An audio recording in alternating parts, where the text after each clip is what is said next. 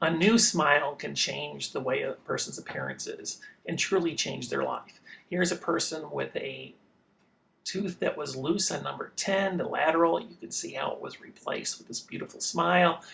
We did a bridge there as opposed to a implant. And here's the night guard that he's had, the original one, for 14 years. It's been very, very comfortable. He's really worn it down significantly. You can see the little hole in the back, the chip on the side. It truly has been something that at first he wasn't quite so aware that he was grinding his teeth, and he chipped a little bit of porcelain. And once that happened, he became a believer, and whenever he sleeps, he puts his night guard in. Here we are repairing that same night guard, and though we could have made a little more money by making him a brand new one, he was very pleased that we were able to use this one because of that he was used to the fit. And this is a little triad gel, and you can see that was moving a little bit, and we go ahead and use a curing light to lighten everything to get that preliminary fit, and then we put it into a light oven. Here I am adding just a little extra of the triad gel, and we'll put the light on it and be able to get a really nice result for him.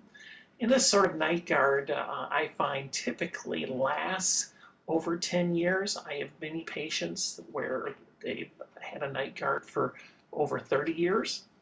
Now with this situation, and someone does grind their teeth, they need to be evaluated for airway to make sure that they have enough air coming through their throat, because one of the signs of a person that will have airway problems is grinding and snoring.